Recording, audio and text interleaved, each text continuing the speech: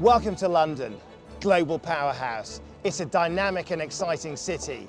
It's also home to some of the world's most successful entrepreneurs. Last year, Britain created a record number of new businesses. London and the South East drove that growth, delivering 137,000 new startups.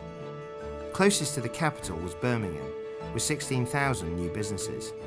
It's a gap that needs to be closed.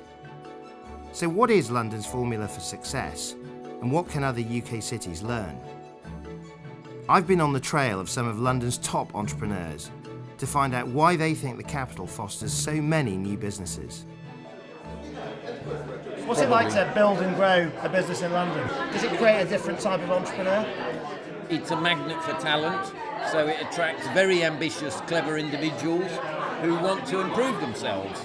And it's highly competitive, there's massive choice, but I think that all drives quality, it drives innovation, and it drives wealth creation.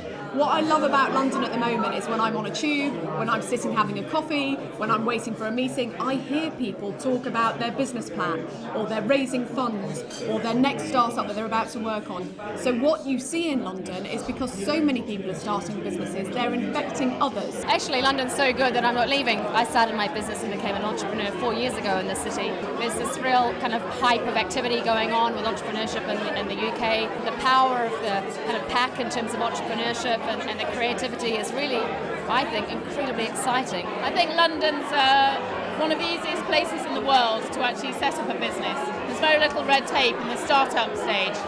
It's also a multicultural city that's very dynamic, and there's a real movement going on for entrepreneurship. So London really does have a lot to offer startups, but how can the rest of the country capitalise on this growing entrepreneurial movement? Top economist Jim O'Neill gave new meaning to the terms bricks and mints for the business world, and he has some ideas. So are Britain's cities underperforming, in your view? The first reality is London is, in a global context, the only city of any real substance. You take the top 50 global cities, London's the only one that's in it, and probably many of the others that people here think are big, don't even get on the Richter scale. Are there certain things that make cities disproportionately more successful? One is having good connectivity. I mean that both in terms of physical infrastructure, but increasingly important digitality too. In this era where particularly there's all these new economies led by the BRICS being so influential, thinking of having direct contact with these places is critical. Really good governance and leadership, and to have with it some boldness. There's no real ambition to think big. And then finally, we do have very geographically diverse universities.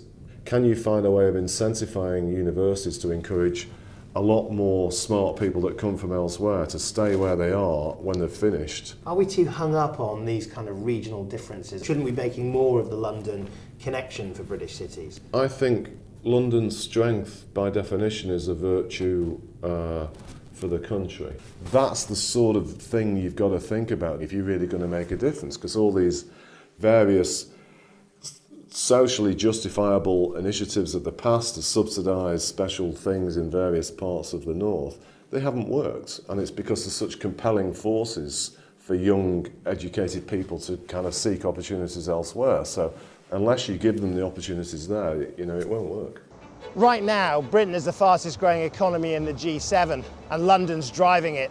There are 1,000 people every week that make their home here. There is a lot to learn from London's success, and that infectious desire to start, grow and build businesses needs to spread. Make no mistake, London's calling.